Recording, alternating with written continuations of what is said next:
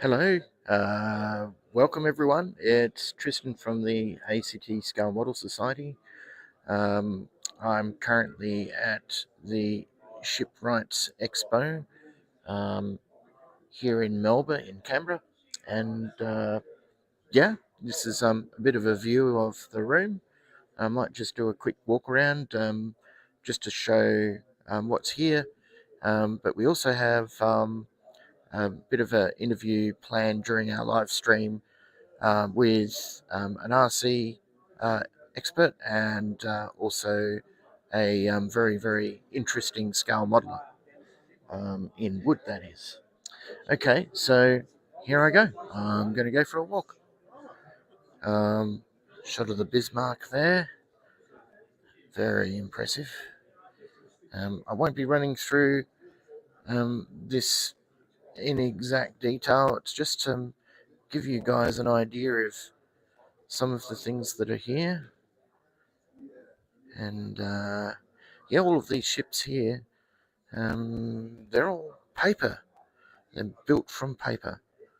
And yeah, quite amazing work there from that builder. I think it's Jeff. Yeah, and really are some interesting. So this is the HMS Endeavour, and we can see a little bit of work here. Well, a lot of work. I mean, to get to this level, yeah, it's a lot of work. Beautiful though. Okay.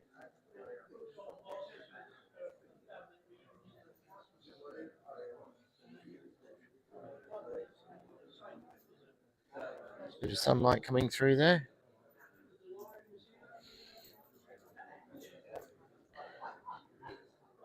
So there's a nice Mississippi steamer. So hang on, I'm going to head over. Quite a lot of models here.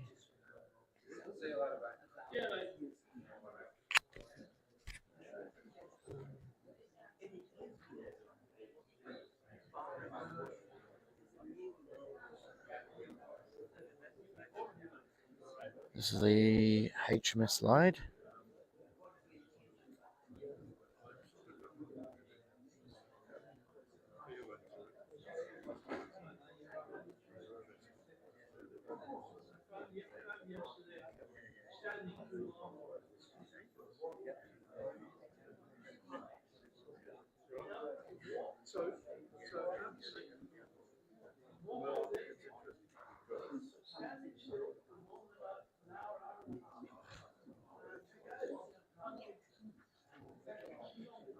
This is the James Craig.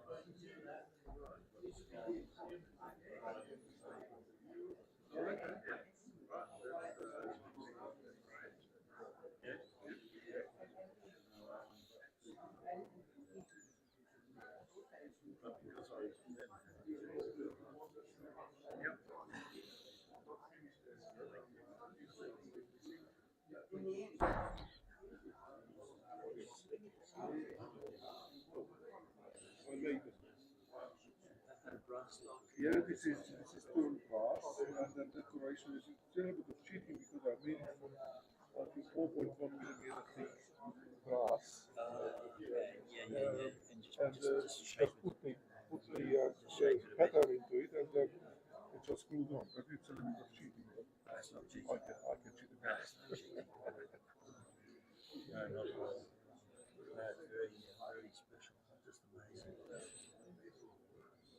How you doing, Anish? Good, thanks. How are you? Yeah, good. Yeah, just over here doing the live stream. Yeah. How you going? Anyway, what's going on? Have you been enjoying the show so far? Yes, it's a very nice show. Actually, yeah. So wondering if you tell me a little bit about your work. I mean, Okay. you spent obviously quite a bit of time. Shall we just start with the Britannia here? I'll just Yeah, in this case, I just made the aft decoration and the figurehead, and nothing else in between. That is, the ship is in between, but I didn't make it this time. This is the figurehead carved in timber, as the other carvings are, and then it is made of one piece of timber, with the exception of the stem. But you can see the color is different and the appearance is different. And this one is one piece of timber too. That's the main sort of pattern of it. And there are a few other pieces which can be seen in different color, and all the carvings are left in natural timber color. I see.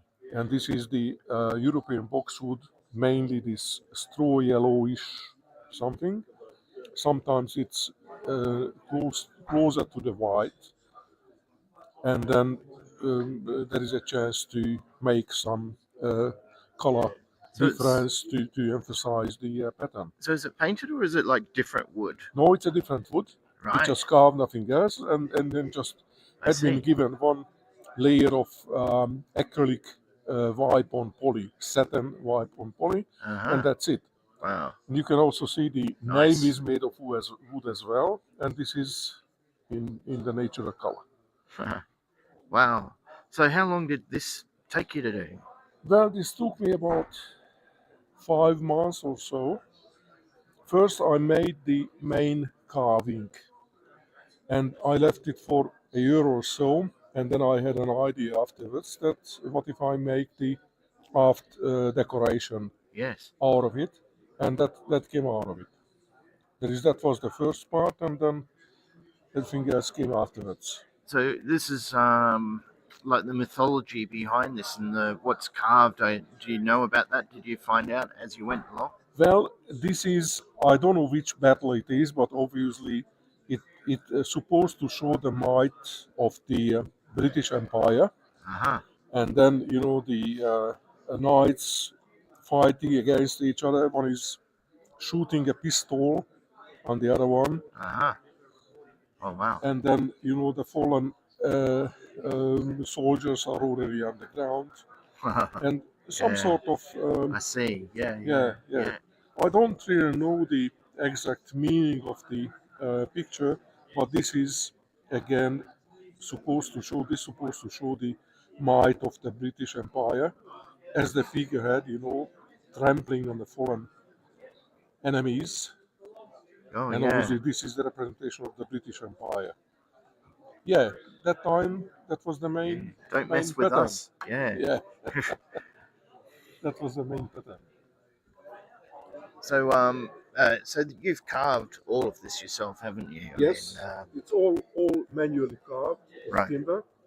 I'm using European boxwood for the carving, and the boxwood is a very nice material. It's a very tight grain, slow growing material, so that in the best pieces you cannot see any grain at all. Oh yeah, It yeah, it yeah. it shows nearly as a plastic, but obviously it's not plastic. But you can see in the best pieces no grain at all. Very homogeneous and very carving friendly, I would say.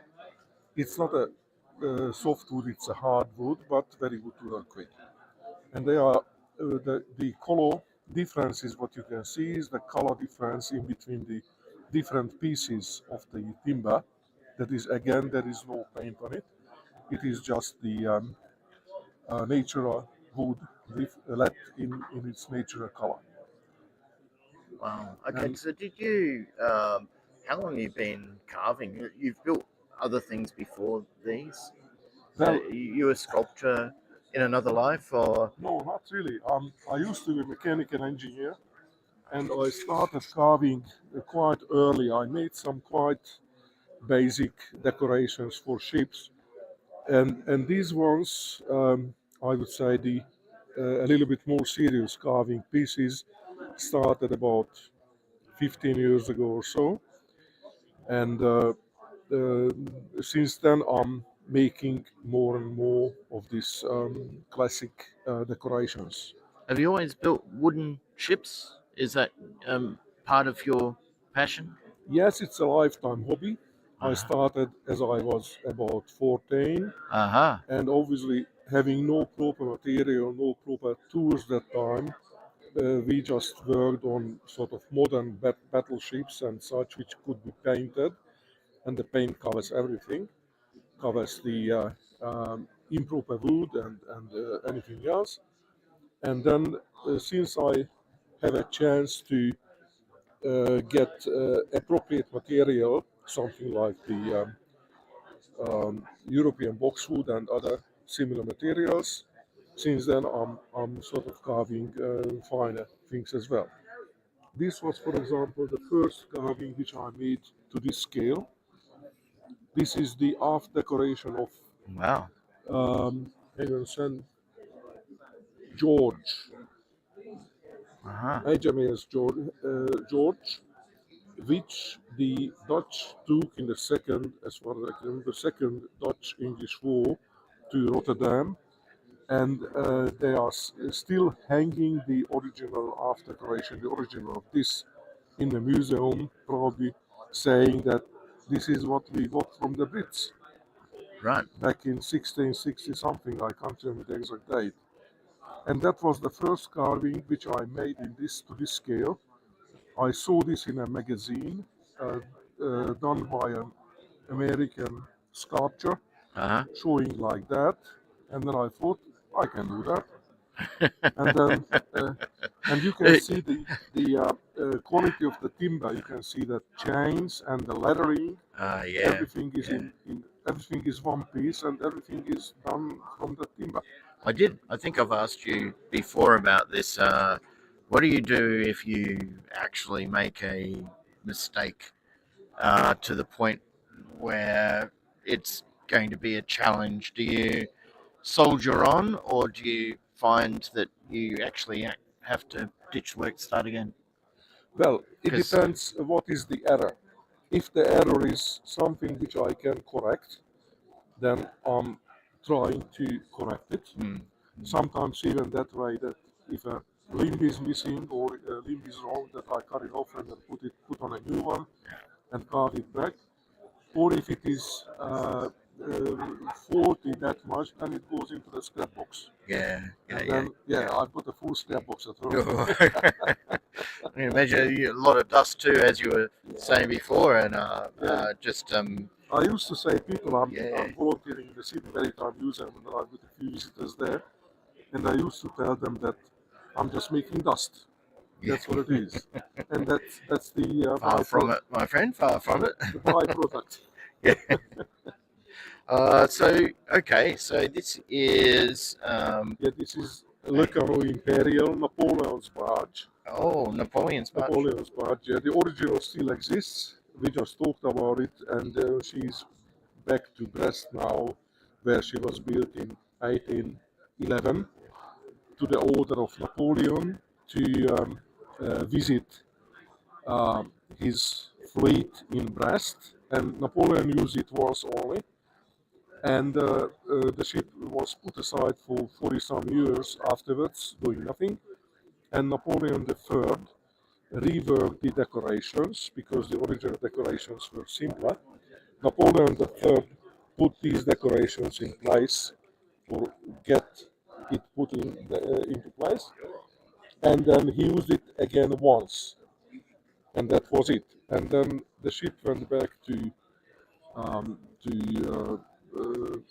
Brest, and during the Second World War, the Germans and the French salvaged it into Paris because they were fearing that Brest, where the ship sort of was landing, will be bombarded, and they wanted to prevent this, and then pulled it down to Paris into the museum. And only a few months ago, the new museum in Brest has been built, and the ship is now back in that museum, and that is thought to be her last place. I see. So a lot of these I mean, I'm just fascinated by the technical side of things as well. So the history is definitely something that you would learn as you're going along. Like you know, you're looking at the reasons of Yeah, why things are, as well as finding out, you know, the fascinating background behind what you're building. And yeah, it researching for information, gives and you then passion, you and know. the part of the information, as you say, is the history Mm. and the circumstances under which the ship has been built. And yeah, again, in this ship, all decorations are manually carved. I was just And thinking, like, you can also see an inside of the ship here. oh wow, okay, that's a nice touch. Oh, I love the throne. Yeah. Yeah, with the throne, and then the parquetry is laid the same way as the real parquetry, that is piece by piece. And the pattern of the parquetry is the end of 17th century French parquetry, that it is as authentic as possible. And the doors are moving, with the only exception the toilet door is not moving, but Okay. that's what it is. Otherwise, each and every door is Uh, moving. I do notice, like I think you said to me, there was a bit of an accident, unfortunately, and Yeah, that's why the crown that is not. crown is a little bit Is but out of shape, but I'm gonna repair it yeah. back home. But you know, when I say talking about technique, so you're basically doing shipbuilding, and on top of that, doing sculpturing. That's right. Yeah. Because the shipbuilding, you know, you have to know the right lengths, and you've got to have the right scale, and then you've got to bend the wood in some places, Yes. know how to do all of those particular techniques to bring it together. So you're doing the hull, you're doing the frame and everything, making sure it all, you know, matches and fits, and probably redoing as well Yeah, sometimes. sometimes that's right. Yeah, yeah. Redoing a few times. Yes, I haven't got any trade background. That is, I used to be a mechanical engineer. I haven't got a trade background. That is, I taught myself to whatever level I am at the moment, and I can say that I know a few things, and Yeah. what I don't know, I don't know. That's what it is. Yeah, yeah. And It's just a procedure. but it is a passion thing, isn't it? I It mean, is, it's, you yes. know, it's something that you enjoy doing on the side, and before you know it, you've got a fantastic result. You've obviously got a talent for it, as well as the skills. You've done the research, Yeah, and that's a full a lot of practice. lifetime hobby. Yeah, Yeah, yeah. lifetime hobby with the self-learning facility together, and then yeah, I mean, I'm still every single time I'm looking at this, I'm absolutely astounded. It's lovely, lovely work. Could I just get you to turn around and have a look at the inside? Um, I think what we're going to do is there are some high resolution images ACT Scale Model Society has taken of your work. That'll be available to the public. But yeah. this is great too, because seeing this live, and uh, you know, Sorry, just the look man that made inside. You this. can see the whip staff moving. You see, Oh, that's the gearing stick. I'm moving the rudder blade. In the meantime, that's what yeah, got it, got it. Yeah, moves wow. the. But otherwise, yeah, there were 7 decks on this ship, about 1,000 people, quite cramped, I would say. And yeah, that was inside. Oh, The only thing which I didn't put in yet is the ballast. ah, yes. I've got the material ready, but I started with the wrong glue and I didn't manage to put it in. Now I've got a proper glue. I just have to find a chance to put the ballast in. Wow. Um, okay. So this would be probably in your place of pride and joy, this sort of work. Well, I've got a Um, few glass cabinets at home, and this is also in one of those. And yeah, yeah. I've got a nice collection already Yeah, yeah, yeah. at the moment. And then yeah, Shall we have a look at the other side? So the one on the end here, we'll just head to it. Okay. All right, we'll just go. We'll go around. That's all right. yeah. Yeah. Hey, gents. How you going? Yeah. So That's the latest one which I built. I'm oh, still building it. A few pieces are still missing. Um, this is uh, the crone. the crown, The crone. which was built in 1712, as the story says, was built as a present for the then Russian Tsar Peter the Great, or Peter the First, and then was gifted to him, and that's what we know about the ship. And there are people who question the existence of the ship, whether or not existed at all, but that's what it is. Otherwise, it's a nice ship. Did you find any information that was like different between articles? So you're trying to find out about something and it's pretty much the opposite, or in one article versus the other, or in one source In versus the other? in this case, it was quite difficult to get any information.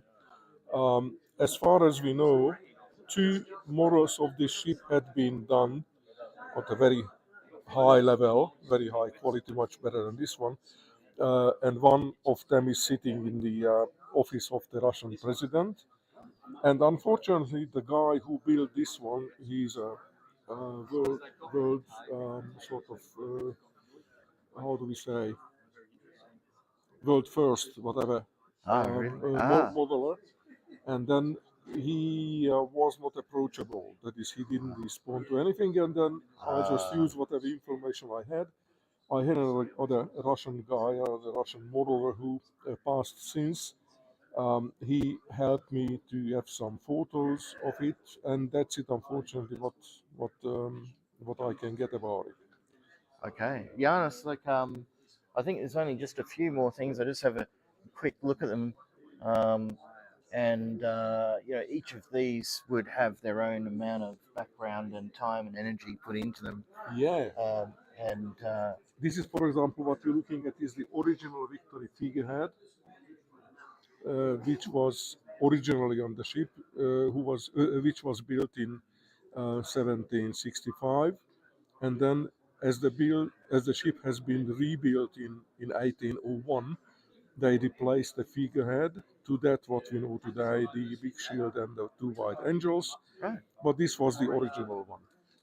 I see. So you picked the period and the time frame, and you saw this was beautiful work, and then you just Yeah, I just basically put it liked it and then I did it. There is a separate. 50 percent size sort of copy of that in the Glasgow Maritime Museum, I think. And I've got a few photos of that half size Yeah, picture, half fantastic. size composition, and then I liked it, and I thought, okay, I'm gonna carve it because I like it very Yeah, much. That's beautiful, what it is. beautiful work. Yeah, and the other one is the figurehead of the Gale of Juan de Austria in the Lepanto battle in 1465 or something like that. And we were there, and we've seen that ship, and then I liked the figurehead, and then I carved it. That's what it is. Janos, look, it's been an absolute pleasure talking with you about your work. Thank you very much. And I can see you've had a lot of fun, but also you've had a great deal of patience Yeah. with each of these. And yeah, it does take next level thinking, I guess, and research on some of these things to get that end result. And it really shows. I mean, I'm looking at these, and yeah, I'm pretty much gobsmacked. Um, but fantastic work. Really appreciate your time today, and this live stream. What I'm going to do next is head over to the RC guys. I'm just going to talk with them about the RC world, which is very different from the sort of work Yeah, that quite you've different. Yeah. done. But the funny thing is, the skills of building a ship and bending wood and fitting things together and woodworking, it's similar. Like it's the Yeah, same in a lot yeah. of ways. So there's a lot of cross shared skills, but I think you've taken it to the next level in a different way with the sculpting, and it was fantastic talking with you. Very fun. Thank you very Thank much. you very much. And I'm just going to wander over this way. Feel free to continue your morning or Okay. afternoon now. Wow, it goes quick. And Thank you very much. thank you very much, Janos. Oh, and I'll spoil this by saying, um, could you build me one of these for free? No, that's not happening, right? Okay. Just a sort of an indication. Le Soleil Royal, it took me about 8 months to build, about 1,500 hours. Le Canot Imperio, there's the Napoleon barge, took me about a year or so to build. Yeah. This one is about a year or so. That is, it's Right. sort of quite extensive. So not for effort. free then? No. Well, not really. I thought you liked me. I'm kidding around. Yeah, great talking with you, mate. And yeah, I have no doubt that's how long it took those. I think for some people, because you've been doing this for a long time, for some people, it'll probably take a lot longer. Yeah. Yeah. Thank See you, then. sir. Okay, so I'm heading over. Hello. So this is Task Force 72. I'm speaking with Alice Kennedy. How are you going? Yeah, very good, thanks, Tristan. So I'm with the ACT SMS, as you know, and I thought what we'd do, I approached you before because I thought during this live stream what we might do is talk about RC ships and boats and some of the work that goes into them and basically what you do with them and how they're sort of a little bit separate. They've got their own identity and own set of people that come together to work with these. Yep. So I might start off with, which one do you think you want to show off today? Well, the organisation, first of all, Task Force 72 was. I should have asked about that actually. That's all right. No, it's a national organisation that represents builders of model ships in the 1/72nd scale. However, having said that, it's we take all comers. We certainly don't discourage people to build ships and models in other scales. And we're the Canberra chapter of the organisation, or fleet base, as we like to call ourselves, Fleet Base Canberra. And the Canberra Model Shipwrights Society invited us along to display our models, so we gratefully accepted The that. thing is, I was just talking with Janusz, and you've seen his work just behind us. Yeah. A lot of intricate carving and woodwork, but essentially for when we're talking about skills, there's a lot of woodwork. I was just saying to him, he's building the ship frames and the hulls and doing all the woodwork and putting it all together. Mind you, there might be extra steps because these float. These actually go out onto the water, don't they? They do. That's one thing that distinguishes us from the society's approach to the hobby. We build working models, and they're all radio controlled, and that does govern the way they're constructed to some extent because they're typically fiberglass hulls or plastic hulls to give you the room inside you need to fit the equipment, and they. So you guys like basically float these every week, do you? So it's like every. I think you were saying before. We do. We operate here in Canberra at Coombs Pond in the suburb of Coombs, which is on Madgewick Crescent. Yeah. And we're there every Wednesday morning, weather permitting, and also on the third Saturday of each month as well. Again, in the morning between about 9 and 12. Right. So anyone can come along. I suppose it's a pond. Absolutely. Have a look. What's going on. It's a public area. The pond itself, I think, is a stormwater control pond, but it's ideal for our purposes. It's big enough, but not too big, and it's deep enough. Um, but yeah, anyone who wants to come along and have a look is most welcome.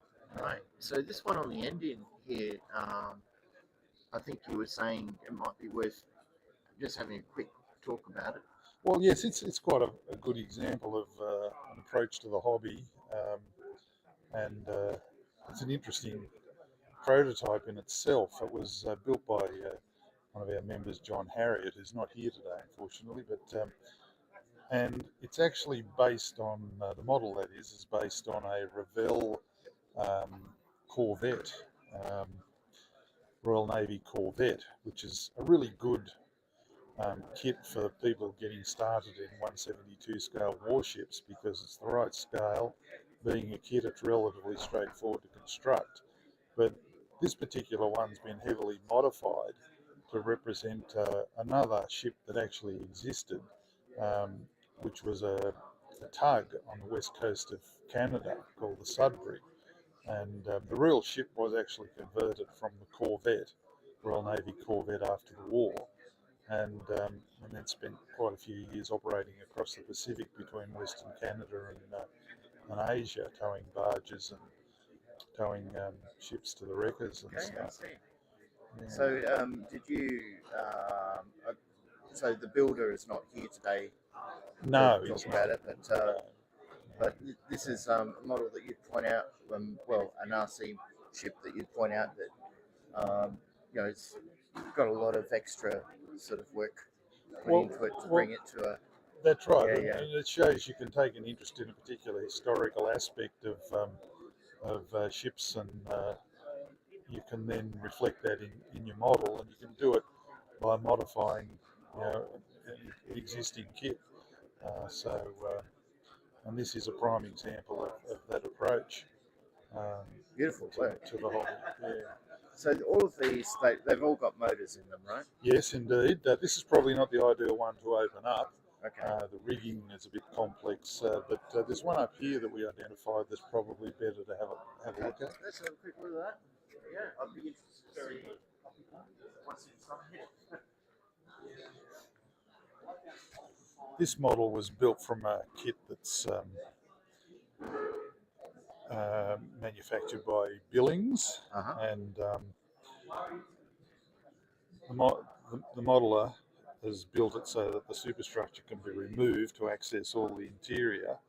And inside, of course, you've got a radio control transmitter in your hand, and then there's a radio control receiver on board, and then there's two speed controllers, which are connected both to the receiver and the battery. Wow, that's great. And also to the drive motors. Right. And so you can control controller in forward and reverse, and there's independent control of the motors too, so you can actually pivot around on one spot. And it also has rudder servos. The real tug had independently operating nozzles underneath her, and this has that feature as well. Right. And that's one thing. It is something of a restriction with making working models. You need to have access inside the hull to maintain the equipment inside. But you look at any of these, I mean, there are larger examples here, sort of lining the top there, like some warships and whatnot. Yep. But at the end of the day, they've all got similar forms of power in them. Yes. And they all have access. You have to lift it up, and you have to get inside, and you have to be able to swap the batteries and that sort of thing. That's right. Yes. And it is on the water, so that leads me to the next question. I mean, obviously you're able to open these guys up, but I hate to say it, you probably have a few losses every now and then. We do. We have had that occur on occasions. In fact, I lost a model myself, which unfortunately was in a swimming pool. It sank in a swimming pool after a collision with another boat. Oh, and okay. but it was quickly recovered, and there was very little damage, strangely enough. But yeah, that's a risk you do have to take when you operate working models. You can collision's probably the main reason for a boat to sink, but there can be other causes. Sometimes wildlife takes an interest in them, and Oh, really? yeah, yes, You troublesome. wouldn't think that, but I guess anything can happen, right? That's right. It's real world. I mean, you're actually taking these out there on the water. That's right. Yeah, but we are all building working models. That's the Absolutely. our passion, as it were. I like that. You know, you've even got lighting on so that's got lighting when it's out in the water, right? It has, yes.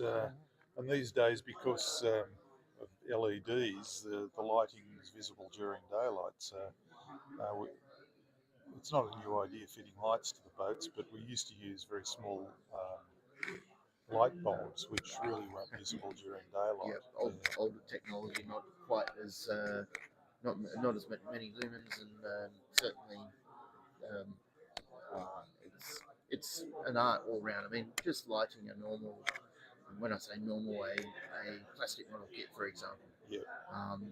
I discovered myself because I'd never done lighting before. Yep. It's a lot of work. It is. You got to know the voltages, and you got to solder up all the bits, and you know, have an Arduino board if you need one or whatnot. And I assume they're similar here, but then the other thing is you're taking into account that these need to be pretty much waterproof.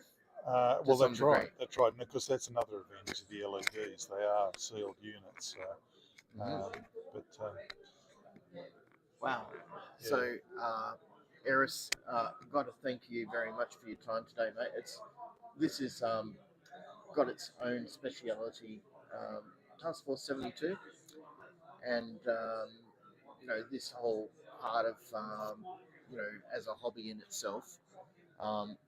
There's a lot of cross skills which I love, and but this is very specific, purpose built, and it's got it's like a little sport mixed in with it. Yeah, but people can come and see you over at over at Coombs, Over at Coombs. by all means, and we do have a website as well for Task Force 72, so that's worth a look, and it's got the details, a little map of where we are on that website as well. It's not specifically our website; it belongs to Task Force 72, but you can find Fleet Base Canberra on that website. Yeah, look, love your work, and obviously it's a lot of hours put in by people in the RC community here, Indeed. and it's good to see you at the Shipwrights. All right, nice. Thanks, And, Tristan. Okay, all the best. Yep. Thank you very much, Eris. Okay. Thank you, sir. Bye bye. Okay. And I think what we'll do is we'll finish up the live stream there, and yeah, I'll just thank you everyone for watching the live stream. This is ACTSMS Tristan Bruton signing out. Okay, cheers.